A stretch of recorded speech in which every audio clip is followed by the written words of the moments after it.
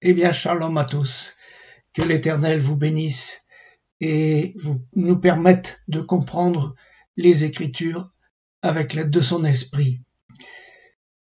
Voilà. Aujourd'hui, je voudrais essayer de vous donner quelques réflexions concernant l'esprit gréco-romain à la fin des temps. Et nous allons prier pour commencer, si vous voulez bien. Père éternel, nous te louons, nous te bénissons pour les Écritures que tu nous as données, et nous te prions, Seigneur, de nous inspirer pour les comprendre, pour nous préparer à ton retour et nous remplir de ta sagesse. Seigneur, bénis ton peuple, que ton saint nom soit glorifié dans les cieux. Tu reviens bientôt. Merci, Seigneur, que ton saint nom soit béni. Amen. Voilà, vous savez que le sujet de la fin des temps est un sujet assez complexe, que beaucoup de gens en ont parlé. Il y a pas mal de choses intéressantes, il y a aussi des choses qui se contredisent, c'est pas facile, et ce qu'on va essayer de faire pendant cette étude, c'est d'essayer de comprendre l'esprit des choses. Il faut, quand on veut aborder la question de la fin des temps, il faut le faire, je pense, par facettes, parce que c'est comme un objet à plusieurs facettes, on n'arrive pas à tout comprendre d'un coup. Et donc, nous savons qu'il y a une guerre entre le bien et le mal, et qu'à la fin, le mal perd, que le bien va remporter la victoire définitive, parce que c'est Dieu qui le veut, et que cette lutte entre le bien et le mal a différents aspects. Il y a l'aspect spirituel, parce qu'avant tout c'est spirituel, mais c'est aussi matériel, avec des aspects militaires, violents, mais aussi des aspects philosophiques dans la pensée, et aussi des aspects moraux. Donc la bataille qui se joue, elle se joue sur plusieurs plans. Et c'est pourquoi c'est si compliqué. Alors, je ne vais pas relire, mais dans l'Apocalypse au chapitre 12, versets 7 à 12, nous voyons qu'il y a une guerre dans les cieux et que Michel et ses anges vont se battre contre le dragon. Et le dragon est jeté à terre. Et là, nous avons des temps très difficiles pour la terre. Je rappelle qu'il est écrit « C'est pourquoi réjouissez-vous, cieux, et vous qui êtes habités dans les cieux, malheur à la terre et à la mer, car le diable est descendu vers vous, animé d'une grande colère, sachant qu'il a peu de temps. » Donc voilà, c'est pas Satan qui gouverne, c'est Dieu, c'est l'Éternel. Donc, on va essayer de comprendre certains aspects du sujet. Alors, quand on étudie l'Apocalypse, chapitre 17, le livre de Daniel aussi, en particulier, les exégètes sont tous d'accord pour dire que, à la fin des temps, on voit revenir l'Empire romain sous une nouvelle forme, une forme moderne bien sûr, et avec un nouveau nom, puisque ce nom c'est Babylone, associé à la grande prostituée. Alors, ça représente évidemment la religion du syncrétisme général, final. Babylone, c'est la confédération qui est en train de se construire de l'Antéchrist à la fin des temps et qui va dominer le monde par sa force, par son économie, sa puissance militaire évidemment, par ses mœurs, par ses pensées, par ses alliances, et par cette religion aussi qu'il porte. On parle de Rome parce que Babylone est devenu le surnom de Rome, je vais vous en parler, très peu de temps après que le temple soit tombé en l'an 70. En fait, les contours de cette confédération sont encore mouvants maintenant pour l'instant. Les choses vont se fixer. Mais elle est bâtie, cette confédération est bâtie sur la civilisation occidentale et sans doute alliée à une grande partie du monde musulman.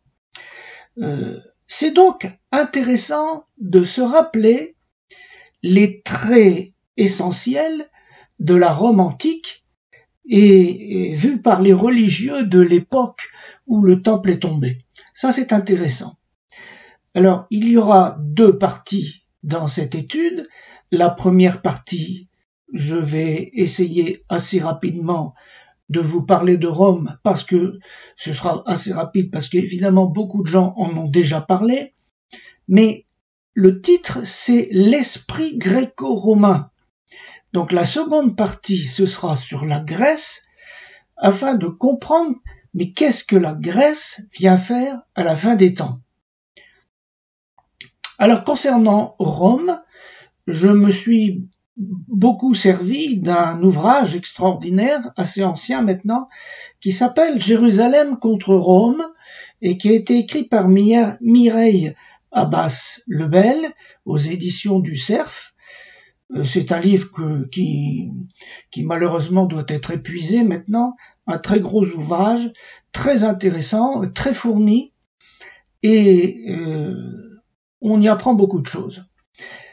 Dans la tradition juive, le royaume des ténèbres doit laisser la place au monde de la lumière. Et Rome trouve sa place parce que c'est la puissance presque universelle qui s'est opposée à Israël. Le passage du royaume des ténèbres à celui de la lumière est envisagé par le peuple juif dans 5 thématiques que je vais vous rappeler parce que vous en connaissez sans doute plusieurs déjà, qui sont dans la parole de Dieu. Et le premier thème, ce sont les bouleversements cosmiques, c'est-à-dire que ce changement fondamental où on va passer du royaume de ténèbres dans lequel nous vivons au royaume de la lumière, qui sera le millénium, eh bien, il sera accompagné de bouleversements cosmiques. C'est la parole qui le dit, c'est clair, ça s'appelle le jour du Seigneur, hein, et ce jour est terrible, terrifiant. Si nous attendons le retour du Seigneur, gloire à Dieu quand il reviendra, mais les choses seront terribles. Je vous lis par exemple dans Joël 2:31, « Le soleil se changera en ténèbres et la lune en sang, avant l'arrivée du jour de l'Éternel, de ce jour grand et terrible. » Dans Ésaïe 13:9, on lit « Voici le jour de l'Éternel arrive, jour cruel, jour de colère et d'ardente fureur, qui réduira la terre en solitude, en exterminera les pécheurs. » Et puis Joël 1:15, « Ah, quel jour! Car le jour de l'Éternel est proche, il vient comme un ravage du Tout-Puissant. » Donc vous voyez, ça c'est le premier thème. Le second thème, je ne vais pas m'étendre, c'est la guerre universelle. Une guerre universelle qui va détruire des milliards de personnes. C'est écrit dans les Écritures, c'est clair, mais c'est la preuve d'une immense iniquité qui est sur la terre. Une immense iniquité. Et donc son apothéose, eh bien c'est la guerre universelle. C'est logique. Alors tout ça va précéder une immense repentance, évidemment, et l'arrivée du royaume de l'Éternel sur terre, et donc qui amènera la joie et la paix. Pour mémoire, vous pouvez aller revoir les chapitres 38 et 39 d'Ézéchiel qui parlent de la guerre de Gog et de Magog. Troisième thème, les douleurs de l'enfantement. La fin va être précédée de secousses. Donc, ces secousses, ça peut être des guerres, des famines, des prodiges annonciateurs, des tremblements de terre, des douleurs au paroxysme qui seront l'imminence de l'arrivée de Yeshua HaMashiach. Je vous lis simplement Michée 4:10. Fille de Sion, souffre et gémit comme une femme qui accouche, car maintenant tu sortiras de la ville et tu habiteras dans les champs, tu iras jusqu'à Babylone, là tu seras délivré. C'est là que l'Éternel te rachètera de la main de tes ennemis. Le quatrième thème, c'est le thème du quatrième empire. Le livre de Daniel en parle. Je vous lis par exemple dans Daniel 7, versets 23 à 27. Il me parla ainsi. Le quatrième animal, c'est un quatrième royaume qui existera sur la terre, différent de tous les royaumes, qui dévorera toute la terre, la foulera et la brisera. Donc, vous voyez. Et au verset 26, on lit « Puis viendra le jugement, et on lui ôtera sa domination, qui sera détruite et anéantie pour jamais. Le règne, la domination et la grandeur de tous les royaumes qui sont sous les cieux seront donnés au peuple du Saint du Très-Haut, des saints du Très-Haut. Son règne est un règne éternel.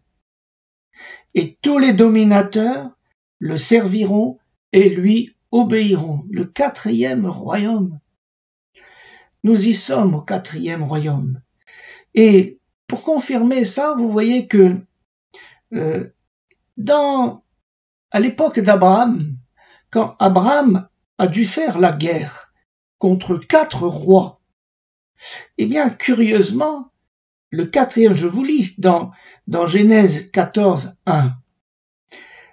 Et c'est au jour d'Amraphel, roi de Shinar, d'Arioch, roi d'Élasar, de Kédorlaomer, roi d'Élam, et écoutez bien, de Tidal, roi de Goïm. Alors, je sais bien que roi de Goïm, c'était une terre. Mais franchement, quand vous lisez dans l'hébreu, vous pouvez comprendre que c'est aussi le roi des Goïm. Et le roi des Goïm s'appelle Tidal, dont je ne connais pas le sens, mais vous voyez que le quatrième, c'est le roi des Goïm.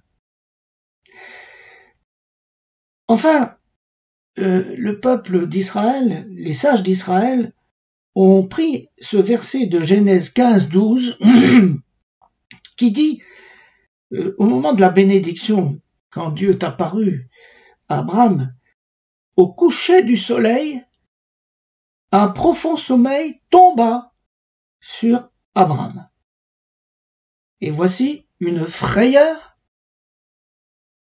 et une grande obscurité vint l'assaillir. Et les sages d'Israël disent que le mot frayeur s'attache à Babylone, c'est le temps de Babylone.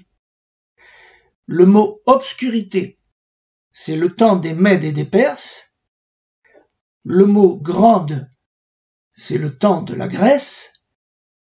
Et le mot tombe, c'est le temps de Rome. Le thème suivant, et le 5e thème, qui est moins connu, c'est le thème de la 4e philosophie. À l'époque de Yeshua, il y avait, parmi les religieux juifs, il y avait plusieurs sectes. Il y avait les Sadducéens, les pharisiens, et puis les Esséniens. Et au début de l'an 6 de notre ère, il y a eu un recensement exigé par Rome. Et là, il y a des sages d'Israël qui se sont fâchés parce que c'est un interdit biblique. Et il y a 2 docteurs de la loi qui se sont fâchés. Il s'agit de Judas le Galiléen et Tsadok, qui ont créé ce qu'on appelle la 4e philosophie. Alors c'est quoi cette 4e philosophie?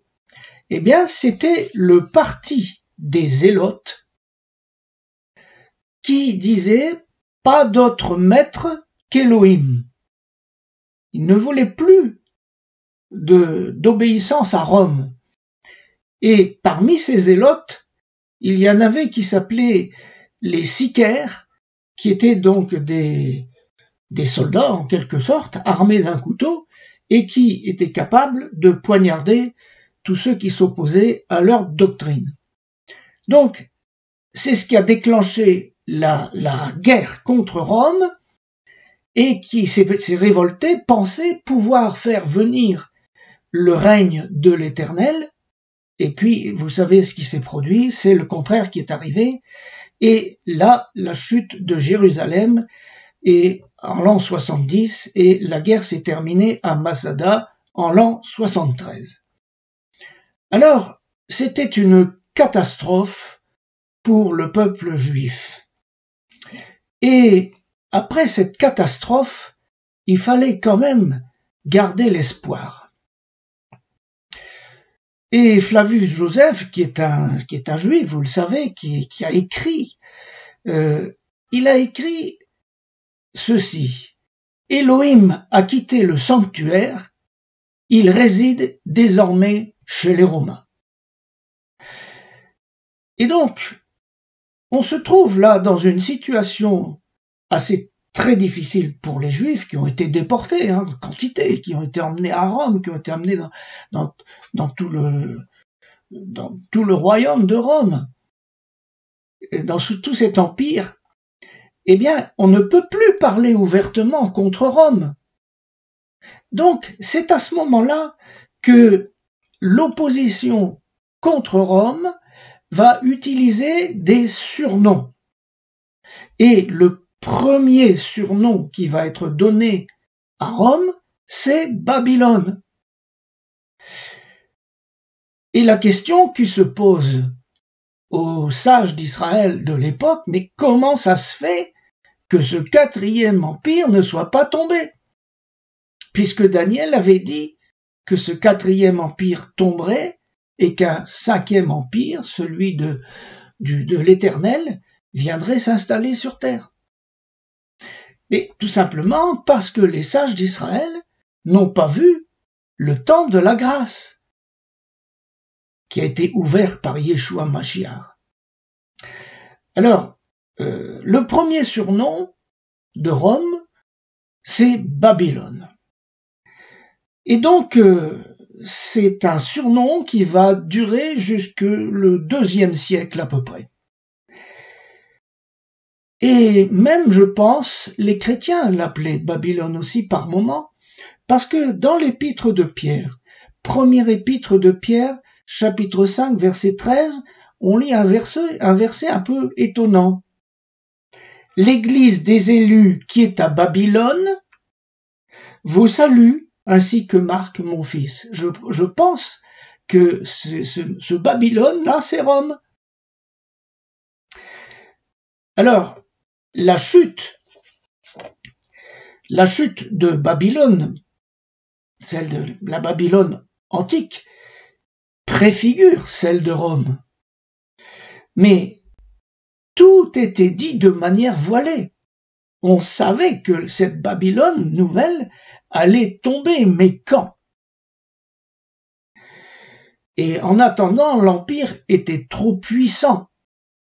Et donc, ça ne va durer que 2 siècles avec ce surnom de Babylone. Et puis,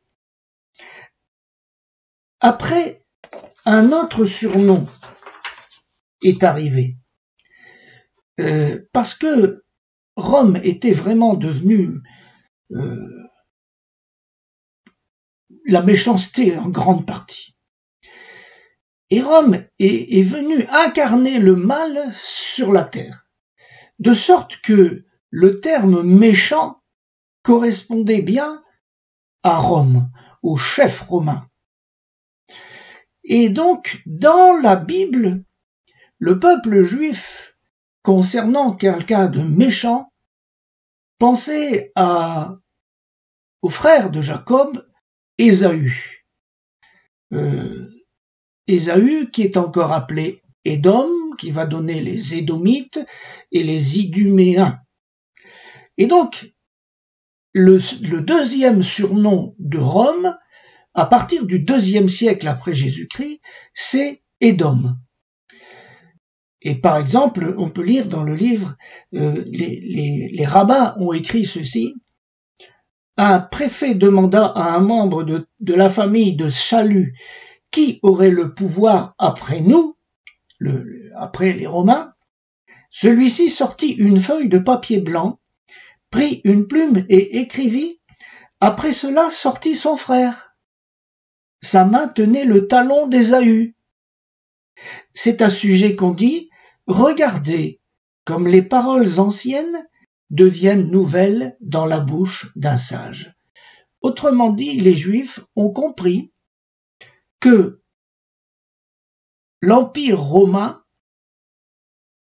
était une image d'Ésaü, d'Édom, et que quand l'Empire romain, l'Empire d'Édom tomberait, eh bien, ce sera Israël qui prendra la gouvernance du monde avec à sa tête Yeshua Mashiach.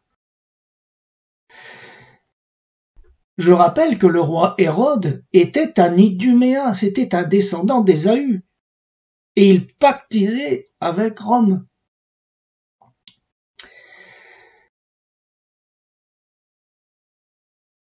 Dans Genèse 25, verset 23, on peut lire: et l'Éternel lui dit, 2 nations sont dans ton ventre, et 2 peuples se sépareront au sortir de tes entrailles. Un de ces peuples sera plus fort que l'autre, et le plus grand sera assujetti au plus petit. On n'a encore jamais vu ça. Le plus petit va assujettir le plus grand. Ça va venir. Les rabbins, eux, ont dit ceci: 2 nations sont dans ton sein, 2 nations possédant chacune son univers propre, l'une la Torah et l'autre le péché. C'est un peu simplifié, mais bon, c'est leur vision.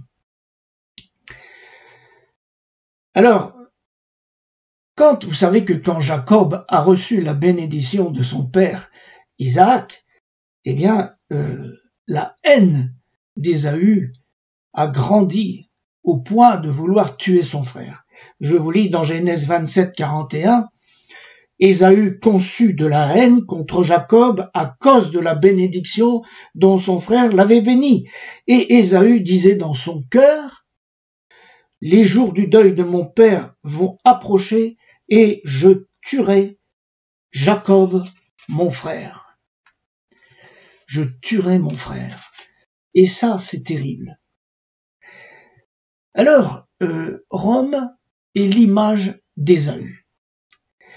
Et Rome avait à sa tête un sénat. Alors ici, je vais vous dire quelque chose qui est rapporté dans le Talmud. Rabbi Éléazar ben José, du IIe siècle, a décomposé un mot latin, sénator, en trois morceaux, SN, N, NTR, vous voyez, 3, et c'est sa façon de faire, hein, mais je vous le rapporte. Et à partir de ce mot latin, il a pris 3 mots hébreux. Le premier mot qui correspond à SN, c'est sana. Et sana, ça veut dire haïr, être odieux. Le deuxième, c'est nakam. nakam, se venger, tirer vengeance. Et puis le troisième, c'est natar. Natar, garder rancune.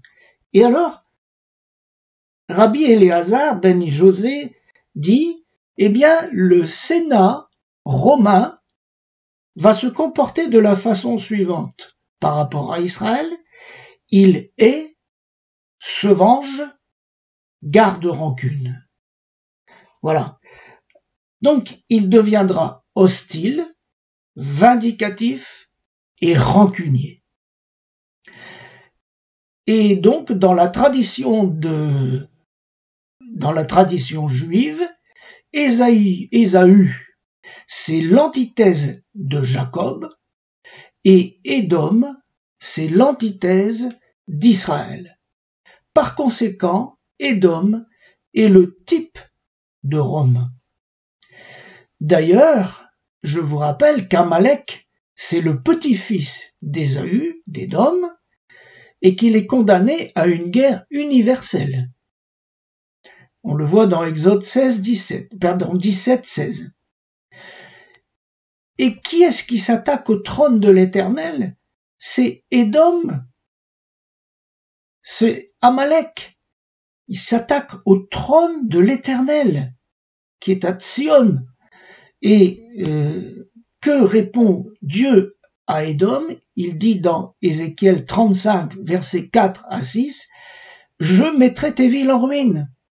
Tu deviendras une solitude, et tu sauras que je suis l'Éternel, parce que tu avais une haine éternelle, parce que tu as précipité par le glaive les enfants d'Israël, au jour de leur détresse, au temps où l'iniquité était à son terme, et nous y sommes.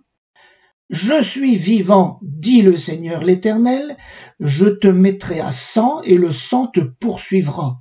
Puisque tu n'as pas haï le sang te poursuivra. Donc c'est clair.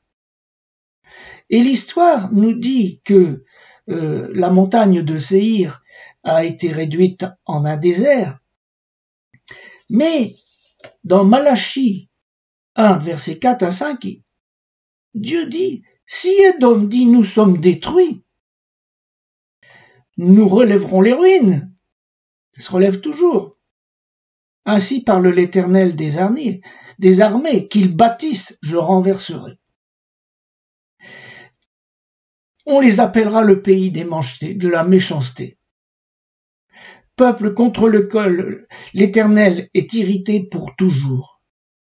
Voici, vos yeux le verront et vous direz, grand est l'Éternel par-delà les frontières d'Israël.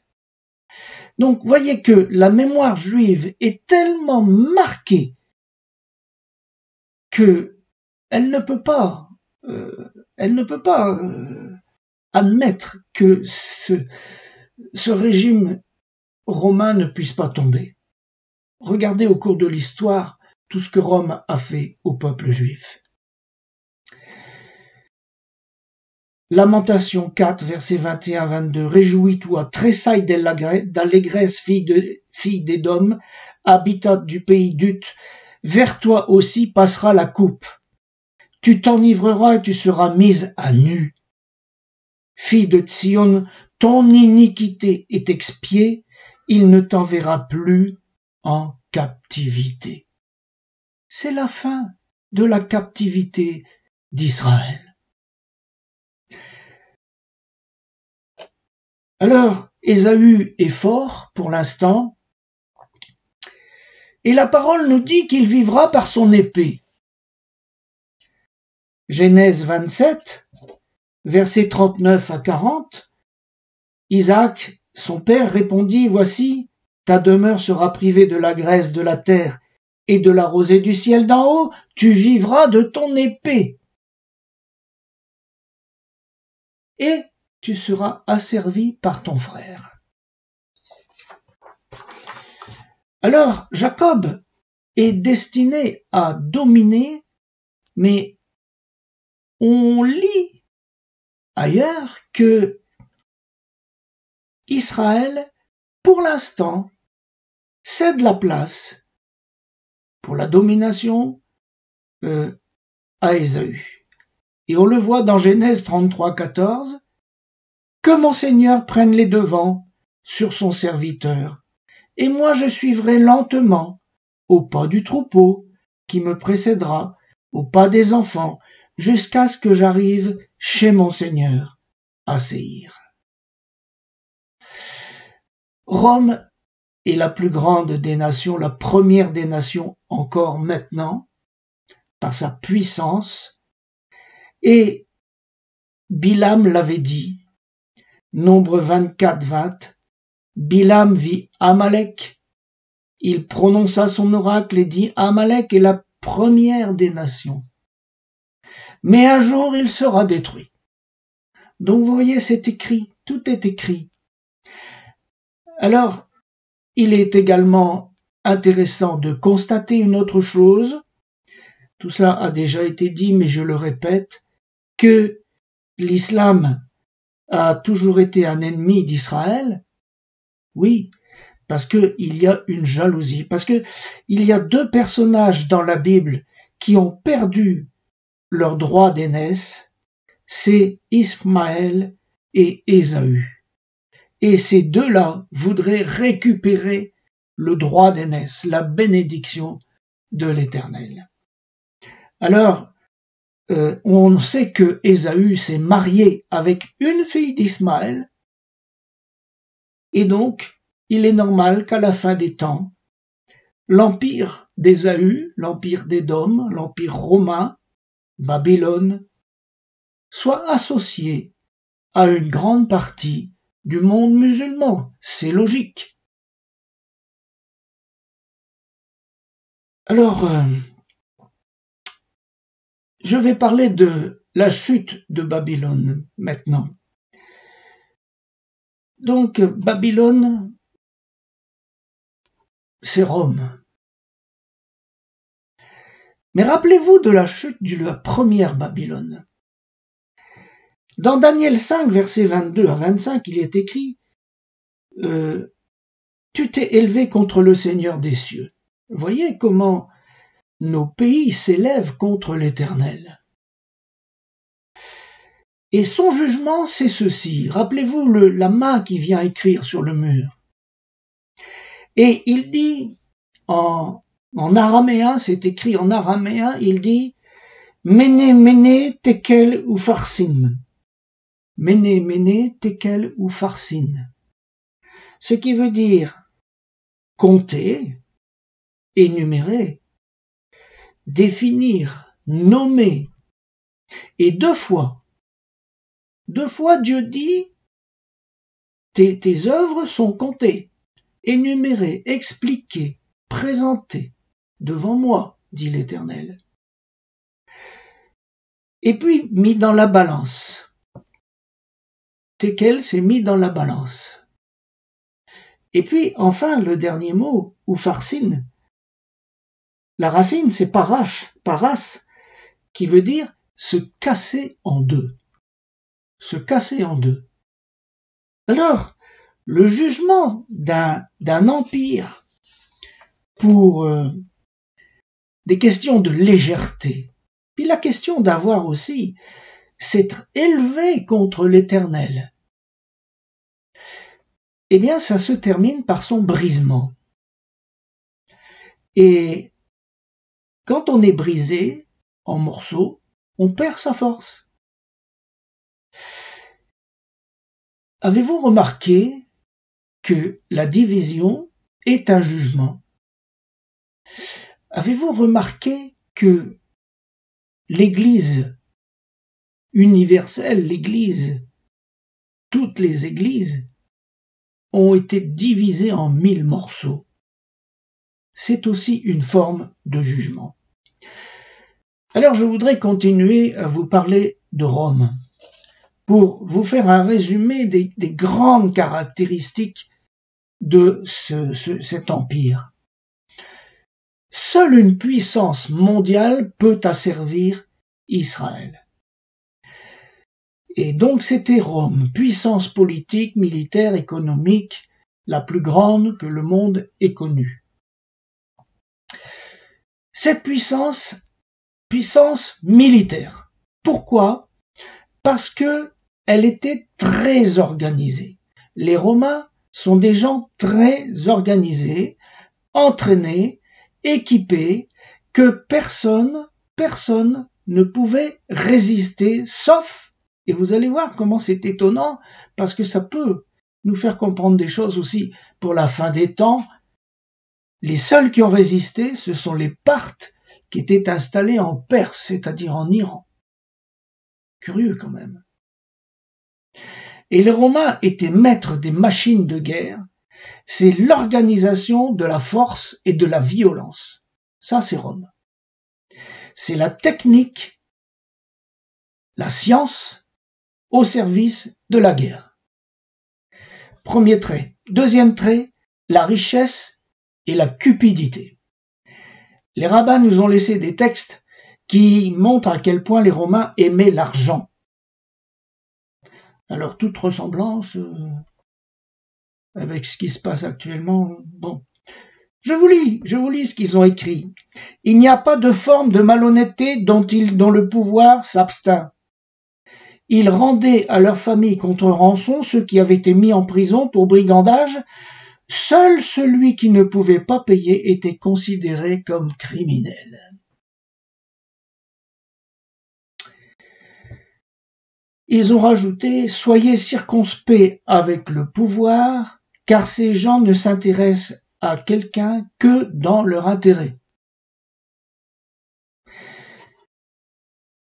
Vous savez que Rome était surnommée Ésaü, donc ils ont écrit « Ésaü agit comme les gouverneurs, les ducs, les préfets qui se rendent dans les villages, volent et pillent et à leur retour disent « Amenez-nous les pauvres, que nous les nourrissions. »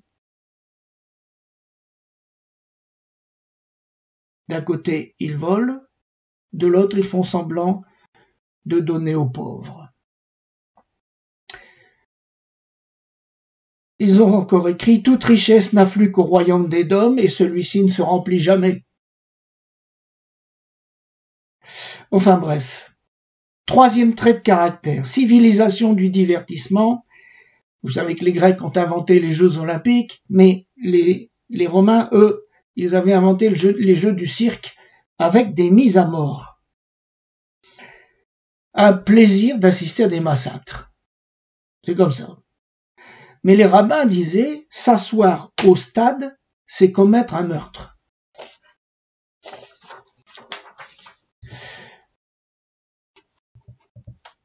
Et par ailleurs, il y avait à Rome, à la Rome antique, un instinct de débauche. Il y avait les orgies, qui étaient coutumières, et les rabbins disaient, le mal s'unit au mal, ils exposent des garçons dans des maisons infâmes. Ils ont écrit, tu pratiques l'adultère, l'union illicite avec des garçons, toi, efféminé et injuste, si t'es perverse et maudite entre toutes, malheur à toi si t'es impur du pays latin. Ou encore, en toi, une mère avait un commerce impie avec son enfant. Une fille devenait l'épouse de son propre géniteur. En toi, les hommes pervers avaient des relations avec les bêtes. Silence, misérable cité scélérate, pour l'orgie à laquelle tu t'es livré. Voyez où ça en allait? C'était terrible, terrifiant, comme Sodome. La question de la moralité, mais les rabbins disaient superbia et avaricia. Ils ajoutaient que cet empire troublerait tout, briserait tout, emplirait tout des maux à cause d'une cupidité dégradante et d'une ignoble soif de richesse. Eh oui. Enfin, je termine par un autre trait qui était que les Romains disaient qu'il y avait les bienfaits de la civilisation. Alors, les Romains disaient, nous avons institué beaucoup de marchés, fait beaucoup de termes, multiplié l'argent et l'or, pour qu'Israël se consacre à la Torah. Sur quoi les rabbins répondaient que les Romains faisaient des marchés pour y mettre des prostituées, que les ponts étaient faits pour y mettre des péages. Quant à la propreté corporelle, recommandée surtout pour les chefs religieux, les termes étaient si dangereux, parce que on s'y brûlait, qu'il fallait prononcer une bénédiction en y entrant. Et Rome était hypocrite, rusé. Et d'ailleurs, quand quelqu'un était pris et qu'on accusait de crime, on lui disait « Prenons l'hypothèse que tu n'as pas tué. Avec quoi as-tu tué ?» Vous voyez, un royaume tordu, tortueux. Je voudrais maintenant passer à la seconde partie qui va compléter pour vous parler de l'esprit grec, l'esprit de Yavan. Et c'est fort important de parler de cet aspect. On n'en parle pas beaucoup, pas souvent, mais ça vient compléter l'aspect de Rome. Pourquoi? Alors, d'abord, en hébreu, la Grèce se dit Yavan, qui signifie argile, argile souple. C'est la terre, la terre. Donc, si vous voulez, Yavan est attaché à la terre, à ce qui est palpable. C'était un des fils de Japheth, en hébreu Yéphet, fils de Noé, dont la racine est le verbe patar, pata, qui signifie être ouvert, séduisant, beau, esthétique, élégant. Donc, vous voyez que Yavan, la Grèce, c'est quelqu'un qui est séduisant, attachant, mais en même temps attaché à la terre, à ce qui est matériel, le matériel.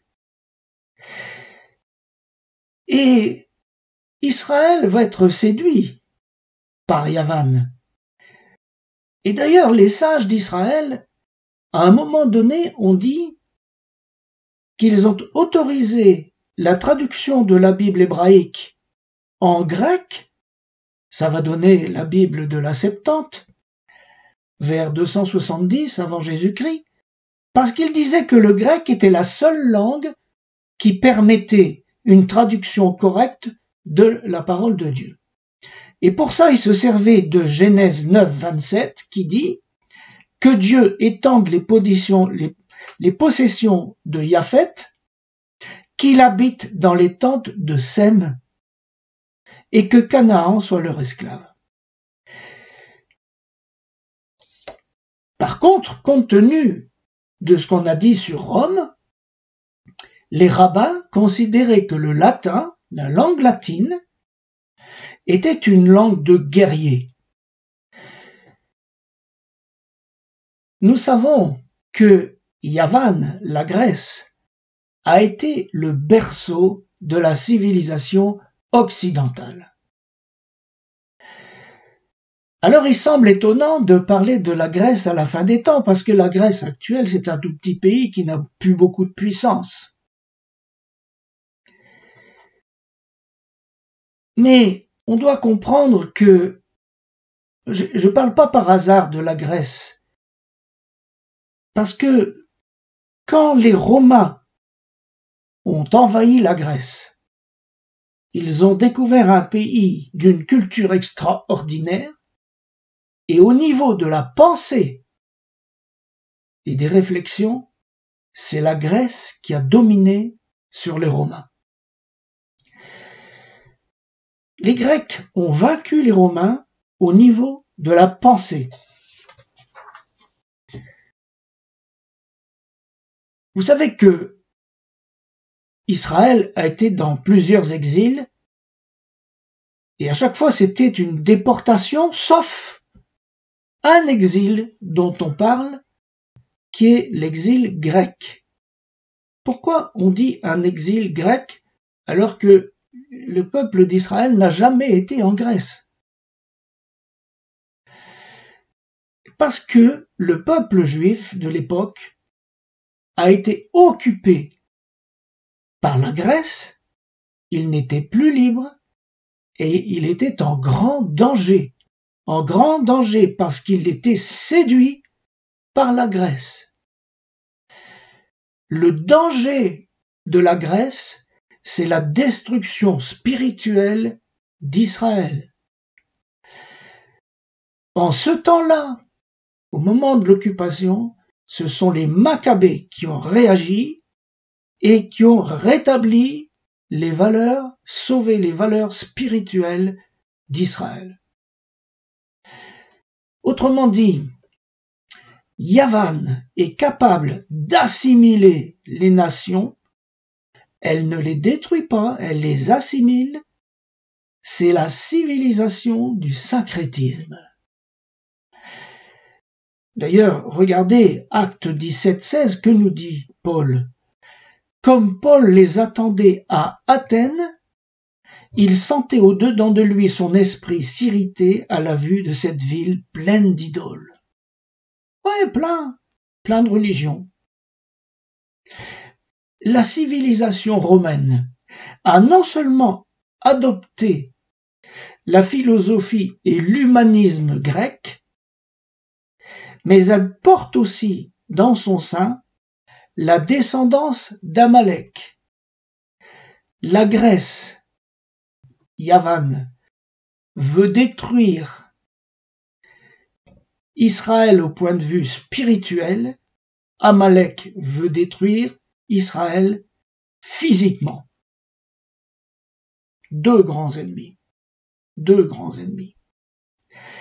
Alors, pour comprendre l'esprit de Yavan,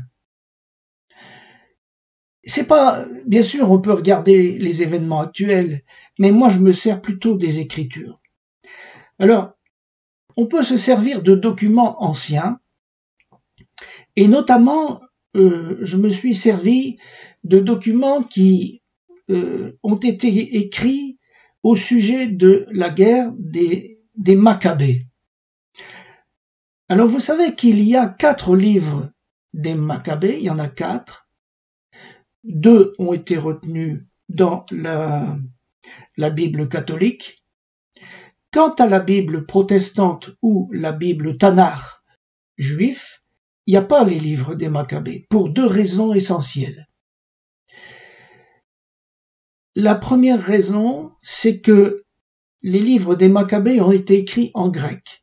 Or, le canon du Tanakh, le canon exige que ça soit écrit en hébreu. Donc, première raison. Deuxième raison, c'est que les Maccabées étaient des Lévis. C'était des prêtres. Et quand ils ont gagné la guerre, ils ont pris le pouvoir politique, ce qui leur était strictement interdit. Et c'est pour cette raison, cette deuxième raison, que les livres des Maccabées ne sont pas dans le canon. Mais ça ne veut pas dire pour autant que ces livres ne racontent pas des choses véritables. Vous comprenez? Donc je me suis servi des livres des Maccabées et c'est intéressant parce que ça va résumer ce qui se cache dans l'esprit de Yavan. Alors je vous cite une phrase du Rav Ben Shetrit qui dit « Yavan a obscurci les yeux d'Israël. La spiritualité a été détournée vers la superficialité. » Et c'est bien ça. On abaisse les choses. On va vers la terre. Je vous rappelle que Yavan, c'est l'argile. Mais une argile séduisante. Une belle argile. Alors pourquoi je vous parle de ça à la fin des temps? Eh bien, on va maintenant aller dans le livre de Zacharie. Alors, il faut bien poser les choses. Zacharie était contemporain du roi des Perses Darius Ier. Il a prophétisé dans les années 520 avant Jésus-Christ. D'accord? Donc, il est d'ailleurs cité dans le livre d'Esdras, chapitre 5, verset 1 et 6, verset 14. Je ne vais pas vous le lire, mais il est cité. Il est cité aussi dans le livre de Néhémie 12, 16. Donc c'était quelqu'un de cette époque, Zacharie. Et à l'époque de Zacharie, on ne parlait pas de Yavan. On ne parlait pas de ça. Surtout en rapport avec Israël.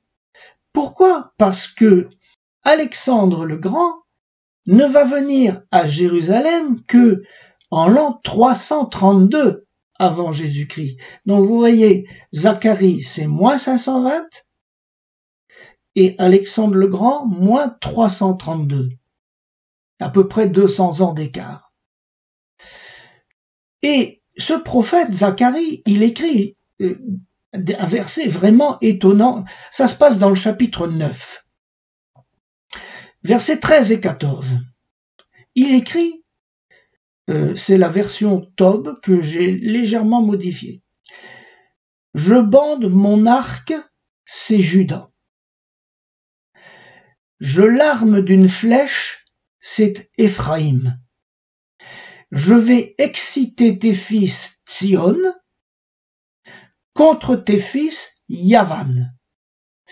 Et je te brandirai tel un héros son épée. L'Éternel, Yodévavé, au-dessus d'eux apparaîtra, et sa flèche jaillira comme l'éclair. Le Seigneur, l'Éternel, Adonai Yodévavé, sonnant du corps, s'avancera dans les ouragans du midi. Écoutez, ce texte est vraiment étonnant. Je vous mets Matthieu 24 en vis-à-vis, car comme l'éclair, on vient de lire comme l'éclair, part de l'Orient et se montre jusqu'en Occident, ainsi sera l'avènement du Fils de l'homme. L'éclair, tchac, l'avènement du Fils de l'homme. La flèche jaillira comme l'éclair. Dans le verset de Zacharie. Alors pourquoi c'est étonnant ce texte? Parce que on a là affaire à une guerre entre les fils de Tsion et les fils de Yavan, la Grèce, et on voit que Dieu se sert d'un arc qui est Juda et d'une flèche qui est Éphraïm. Or, s'il s'agissait de la guerre des Maccabées, au moment de la guerre des Maccabées, qui a eu lieu en 134 à 128 avant Jésus-Christ, Antiochus IV, qui était un roi terrible, à cette époque-là, Éphraïm était dispersé. Il n'existait plus. Il y avait, en Israël, il n'y avait que Juda, avec des Lévites.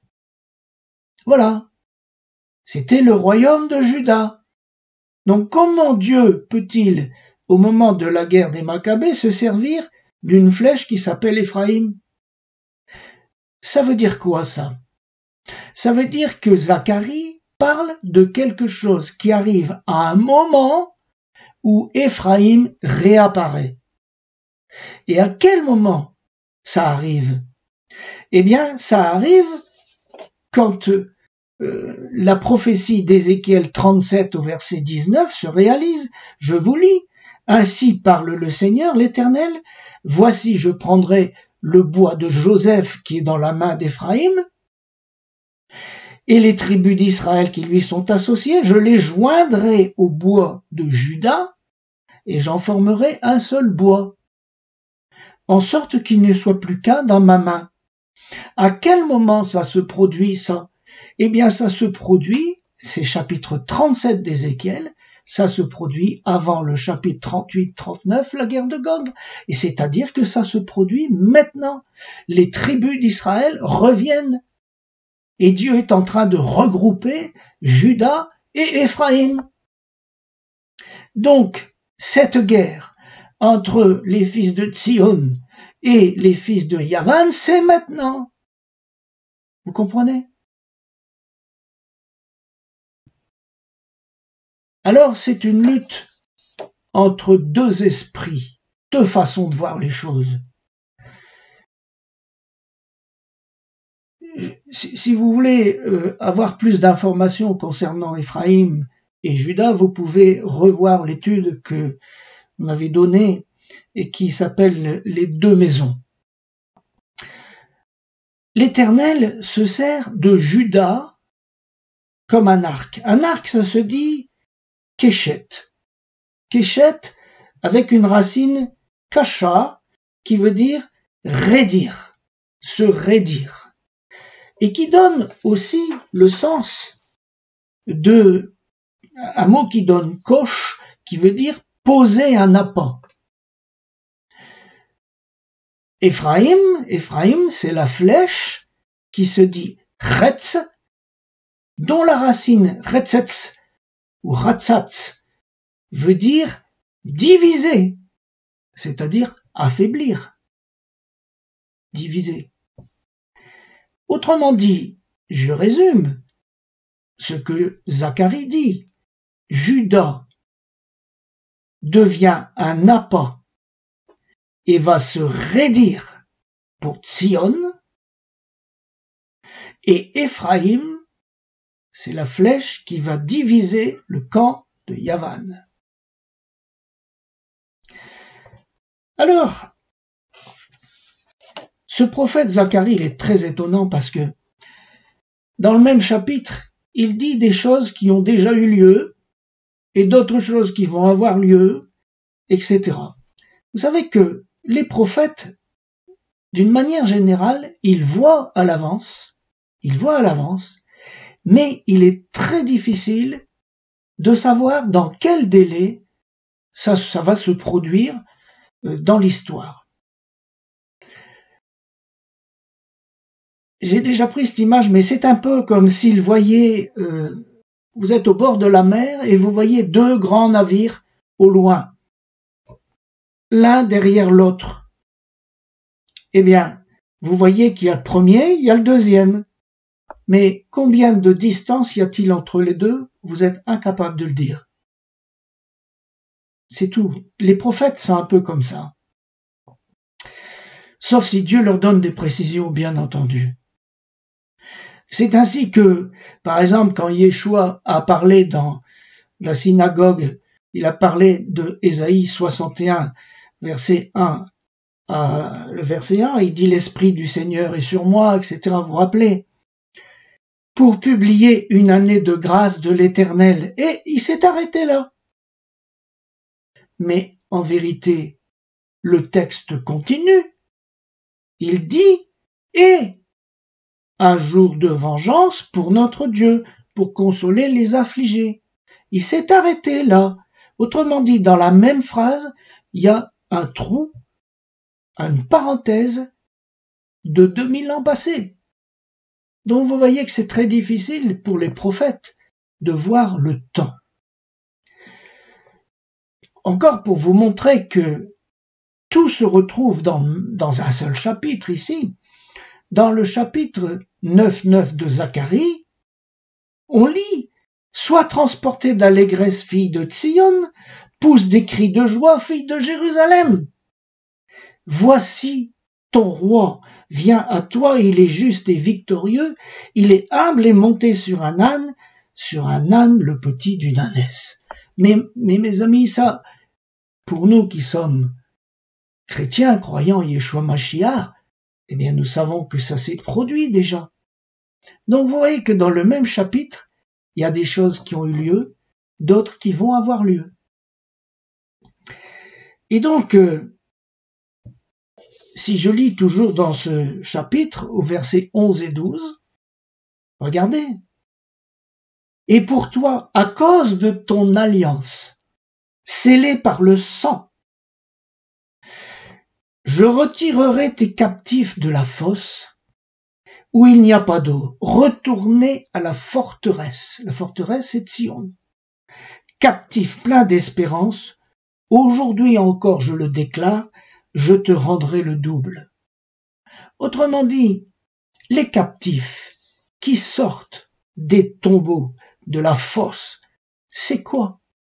C'est Ézéchiel 37. C'est Ézéchiel 37.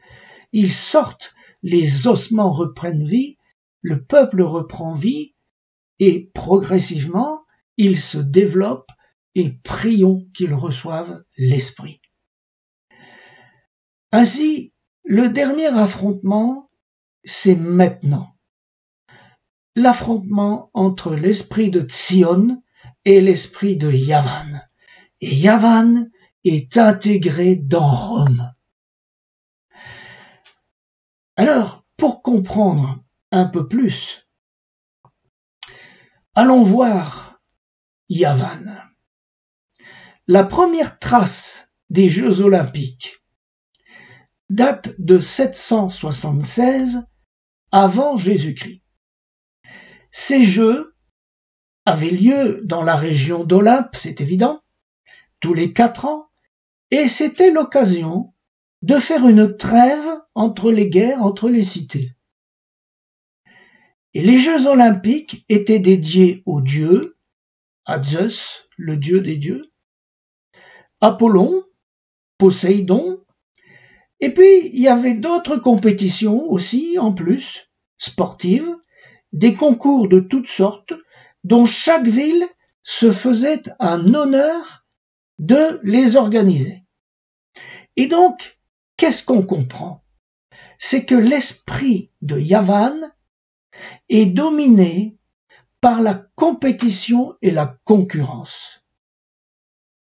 Le faible n'y trouve pas sa place. C'est la loi du plus fort et de la majorité qui prévaut. En réalité, c'est une conséquence de la chute de l'homme. On trouve partout depuis la chute de l'homme ce principe de la loi du plus fort, même dans la nature. Mais lorsque le royaume de l'Éternel, royaume de Yeshua Mashiach, va s'installer sur terre, les choses vont changer. Ça ne sera plus la loi du plus fort.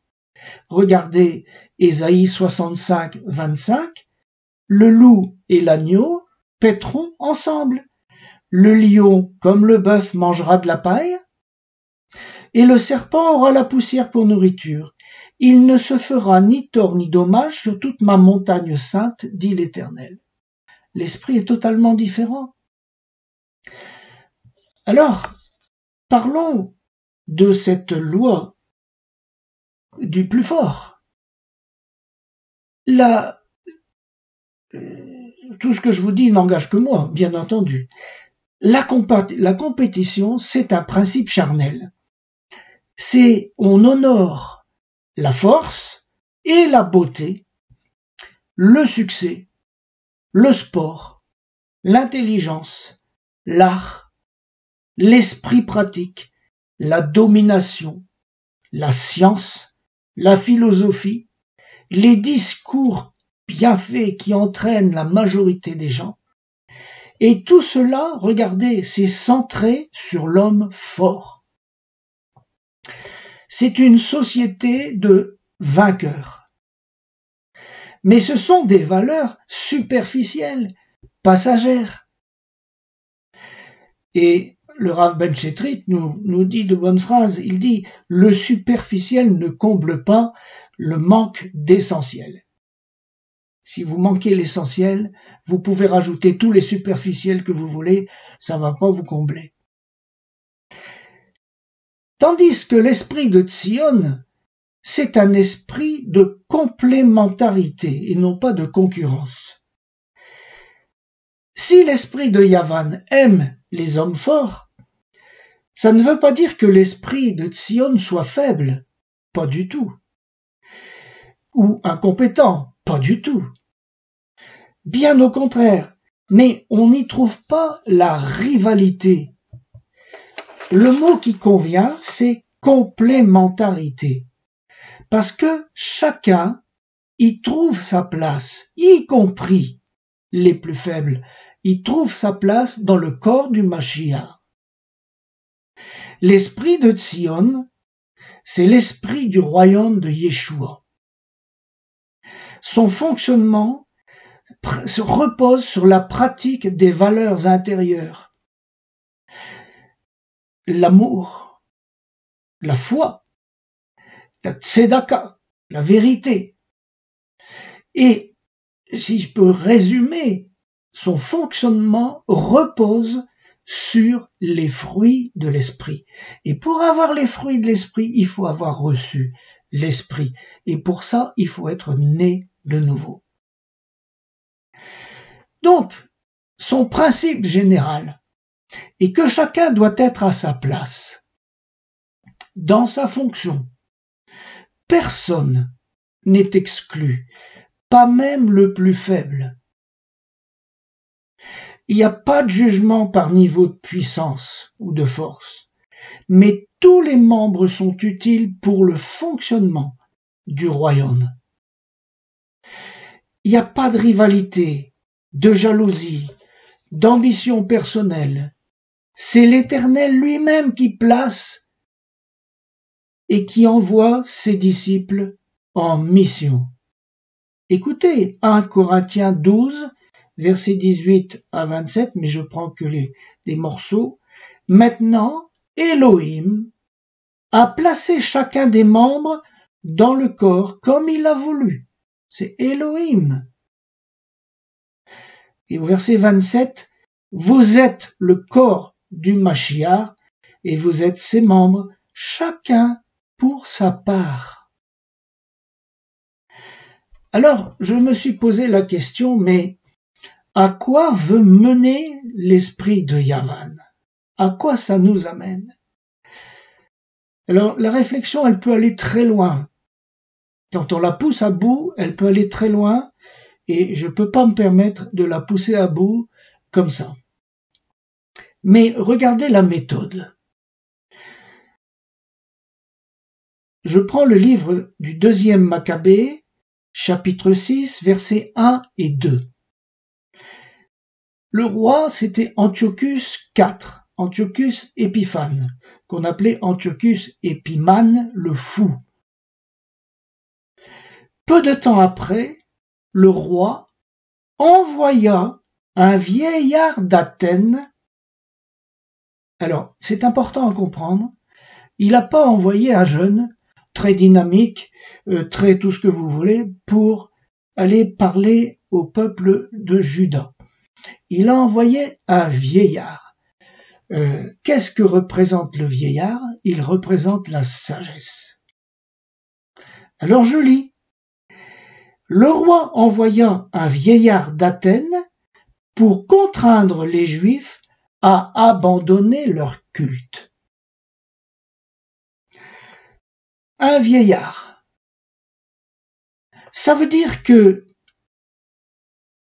il va envoyer la sagesse d'en bas pour contraindre la sagesse d'en haut. C'est ça le combat. C'est ça le combat. Et donc, la sagesse d'en bas est mandatée pour faire plier la sagesse d'en haut. Autrement dit, c'est la philosophie, l'humanisme, contre la foi.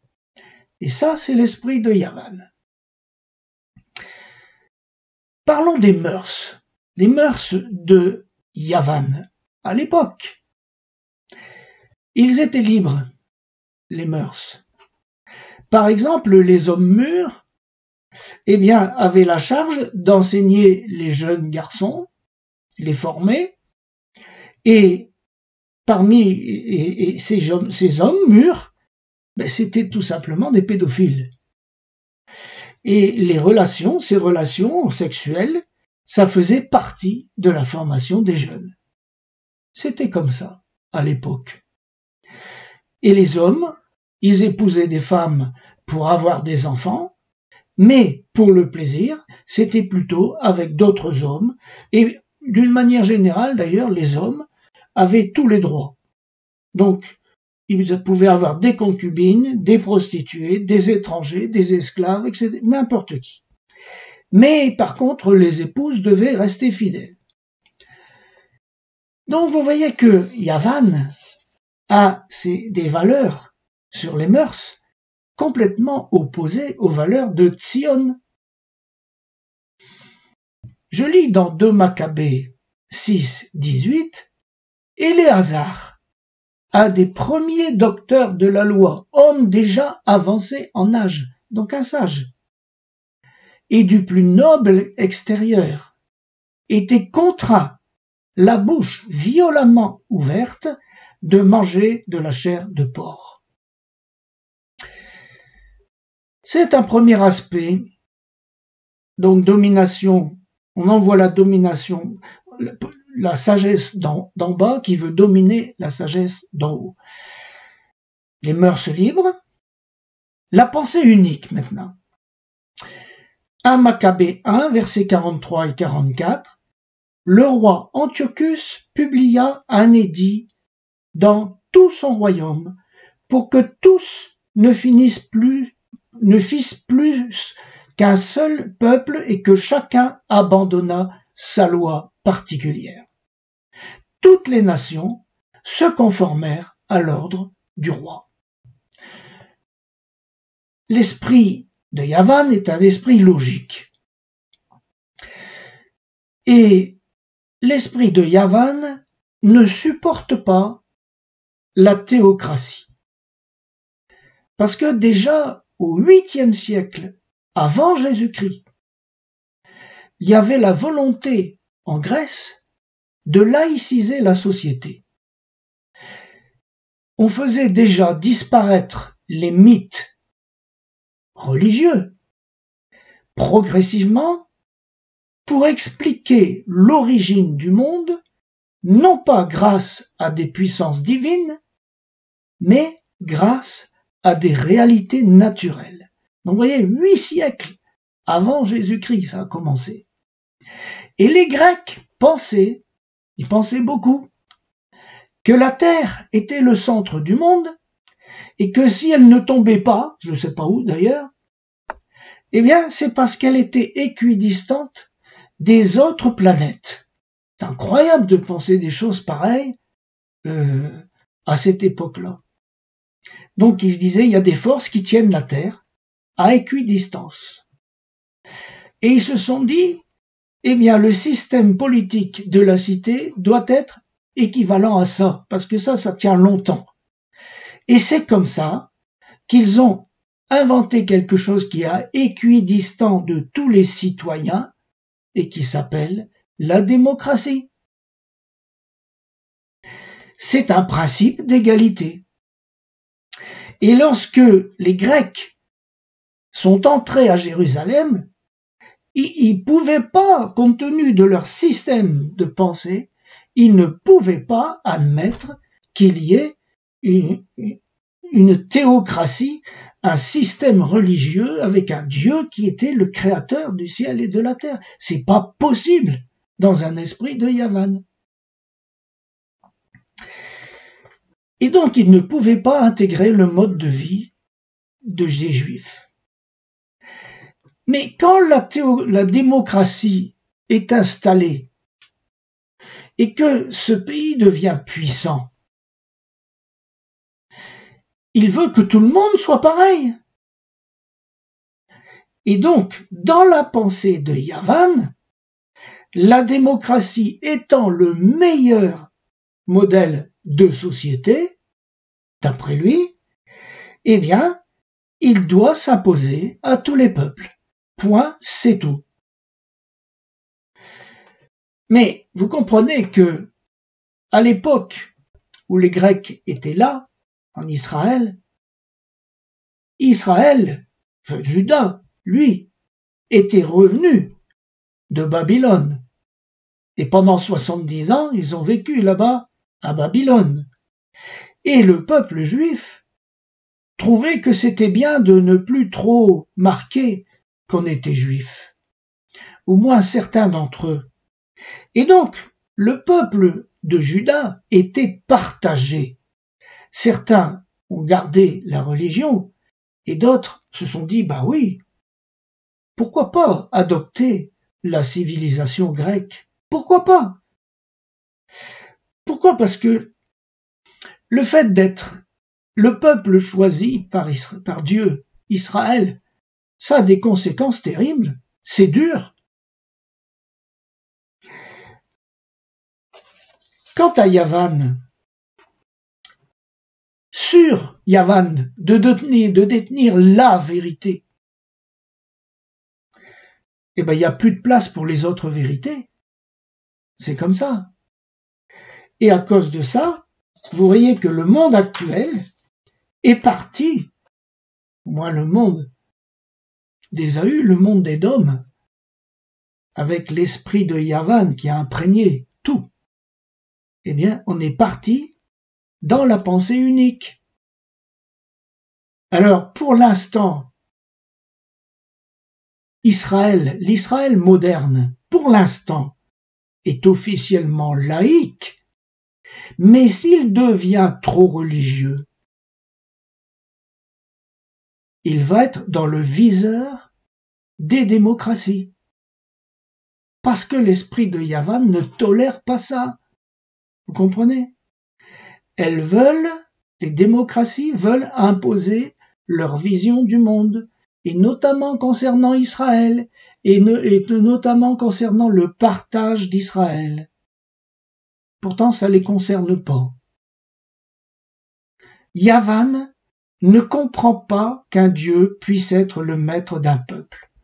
Il comprend pas ça. C'est pas une question. Il ne peut pas comprendre. Il comprend pas. C'est tout. Il est bloqué. Alors évidemment, Yavan est intelligent. Il tolère les religions comme exutoire. Mais si la démocratie est tolérante, elle reste tolérante à condition d'être le maître. Voilà. Et maintenant, il faut comprendre ce que c'est que la laïcité. La laïcité va puiser ses valeurs et sa morale dans la nature humaine et non pas dans les Écritures. Il faut bien se rendre compte de ça. C'est évident ce que je dis, mais on ne réalise pas toujours. Donc, l'humanisme et la majorité, c'est ce qui dirige les démocraties. Mais, sauf que la majorité est manipulable. Je ne vais pas vous faire un dessin, c'est tellement évident, mais bon, passons. Donc, les lois qui sont votées à la majorité, eh bien, vont satisfaire plus ou moins l'ordre civil, de telle sorte qu'on puisse, d'une part, vivre plus ou moins en paix, et surtout qu'on puisse satisfaire les besoins humains et charnels. C'est comme ça. Alors, quand on réfléchit à ça, il n'y a pas 36 mystères, vous savez, quand on réfléchit à ça, il y a une dégradation morale qui est inéluctable. Pourquoi? Parce que la morale, telle que nous l'entendons, nous, c'est une notion religieuse. La morale nous a été donnée par la parole de Dieu et par notre conscience. La philosophie n'a pas de morale. Dans les démocraties, une démocratie qui n'a pas de référence biblique, ou qui les perd progressivement, ces références, eh bien, la population veut être satisfaite. Donc, rien n'est prévu pour s'opposer à la majorité qui glisse tout doucement vers sa satisfaction charnelle. Yavan, je vous rappelle, ça veut dire l'argile. Et donc c'est logique, puisque l'esprit de Yavan dit que l'homme est naturellement bon. Il n'y a pas de notion de péché chez Yavan, il faut bien se mettre ça dans la tête, nous. C'est à nous de comprendre ça.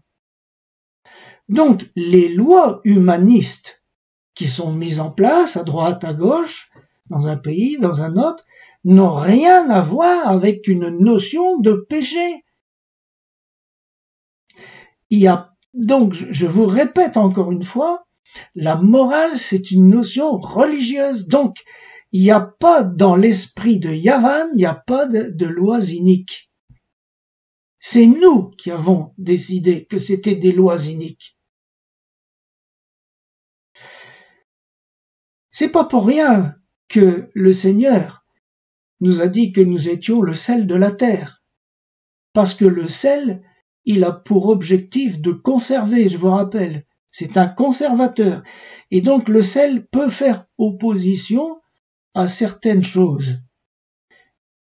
Mais si le sel perd sa saveur, il sert plus à rien, il n'y a plus rien pour arrêter le truc.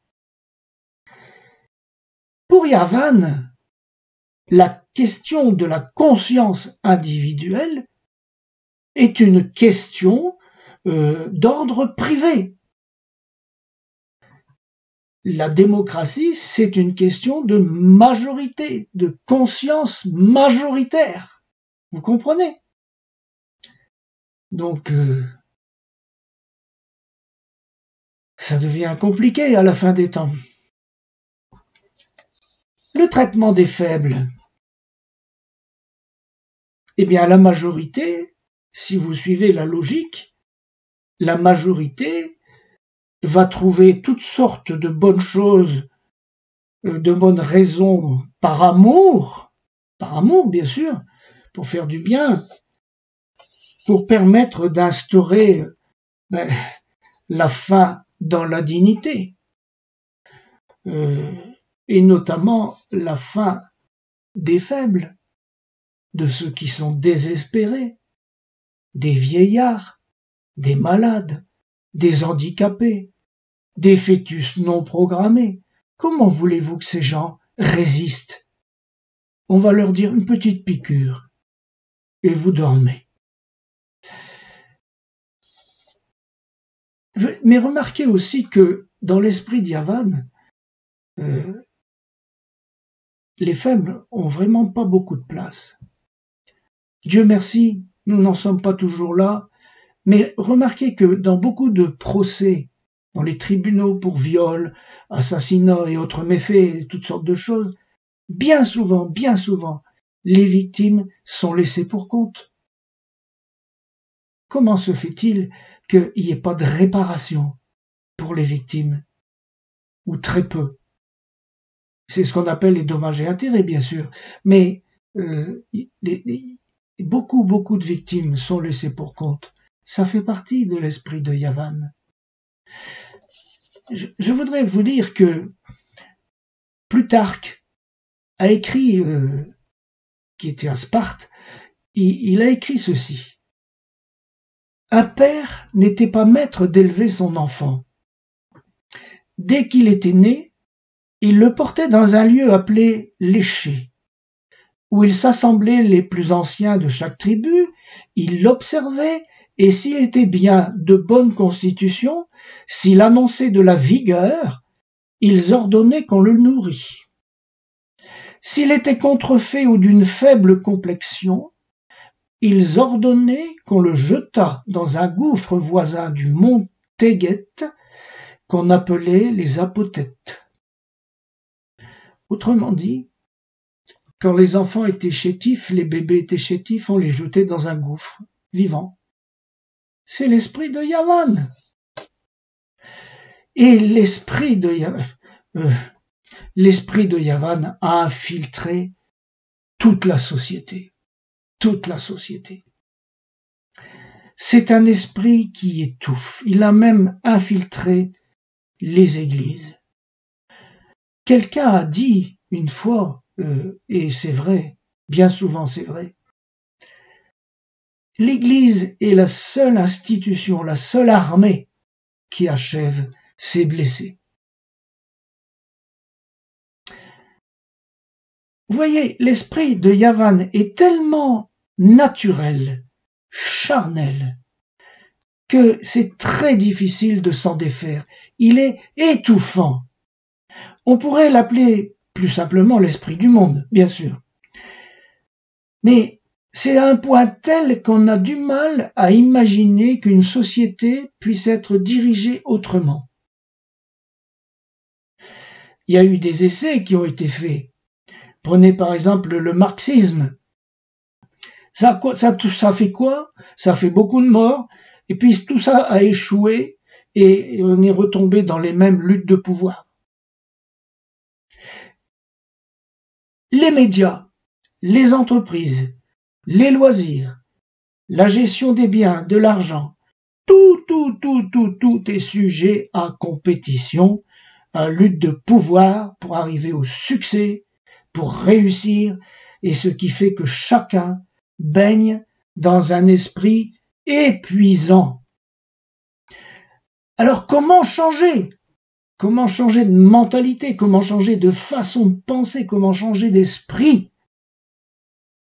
Ben, c'est tout simplement un miracle. Parce que c'est le fruit d'une véritable conversion. Je vous rappelle en passant que ceux qui sont baptisés ne sont pas forcément nés de nouveau. Et que pour pouvoir rentrer dans le royaume des cieux, il faut être né d'eau et d'esprit.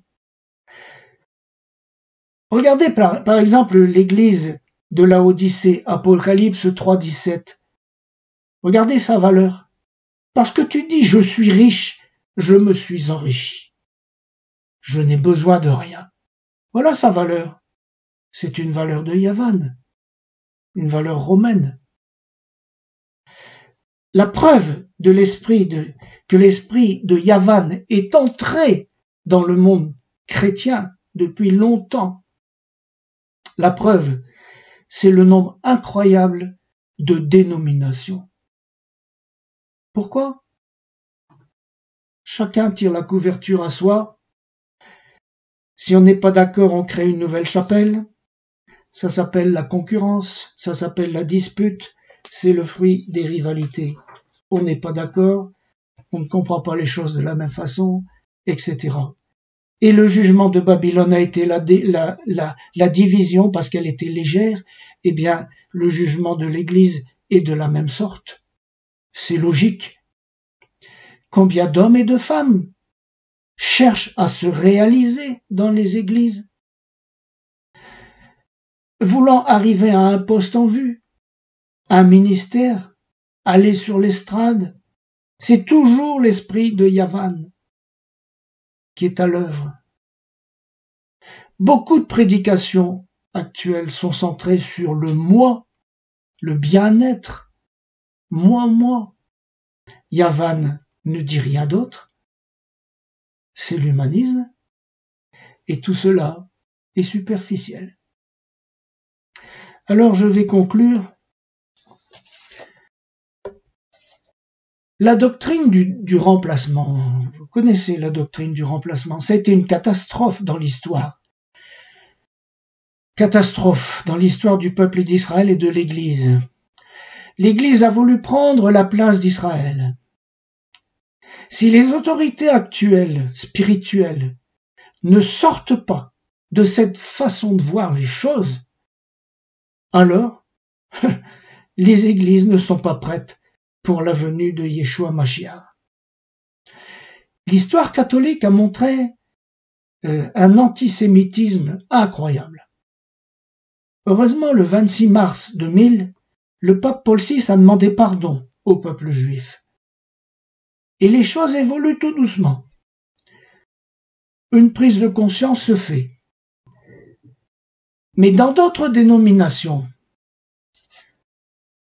on a parfois gardé une méfiance extraordinaire vis-à-vis d'Israël. On entend souvent l'expression « il ne faut pas judaïser ». J'en ai fait les frais, je connais ça. Mais on croirait entendre le concile de Laodicée. Comme si on allait y perdre son âme. Il est vrai que, et c'est vrai, il y a des prises d'opposition qui sont parfois excessives. Il y a des gens, parmi les chrétiens, qui se font juifs comme ça, mais encore plus juifs que les juifs. Et ça énerve les autorités. Mais ça montre aussi un antisémitisme bien caché. On cherche la gloire, les positions élevées. On veut un ministère à notre hauteur. Tout ça, c'est l'esprit de Yavan. La concurrence, la loi du plus fort, le succès, l'orgueil, l'apparence, moi. Il n'y a pas longtemps, j'ai entendu une dame qui prêchait, qui a un petit garçon de 2 ans, et lui disait que, elle lui faisait dire, tu es un leader. Beaucoup de chrétiens vont devoir s'humilier et reconnaître que l'esprit de Yavan les a saisis. Nous devons recevoir la nourriture et l'esprit de Tsion pour que l'épouse soit prête. Mon opinion, ça n'engage que moi, c'est que de nombreuses églises sont en retard dans leur préparation à accueillir Yeshua Mashiach, parce qu'elles ne veulent pas se greffer sur la racine d'Israël. La chrétienté a hellénisé le Mashiach en changeant les fêtes, le calendrier biblique, ainsi que tous les noms bibliques, dont Yeshua, le juif, qui est devenu Jésus, le grec. Ce n'est pas par hasard, ce n'est pas innocent. Le monde chrétien a beaucoup fait pour rendre Yeshua HaMashiach inaccessible aux enfants d'Israël. Et ça, dans le but de remplacer Israël. Alors, il est urgent de changer de mode de pensée et de ne pas chercher une place. Et changer de comportement, pas seulement dans les discours. S'il doit y avoir un vrai réveil, que j'espère, je crois qu'il conduira à une vraie repentance, avec des fruits, avec l'esprit qui descend sur nous, au rétablissement de toute chose en rapport avec la racine de l'olivier.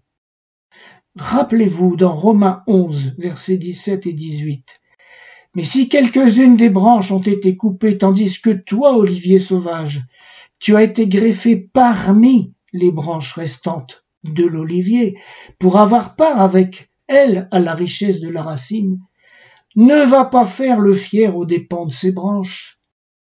Tu peux bien faire le fier, ce n'est pas toi qui portes la racine, mais c'est la racine qui te porte. Que l'Éternel vous bénisse tous, au nom de Yeshua HaMashiach. Amen.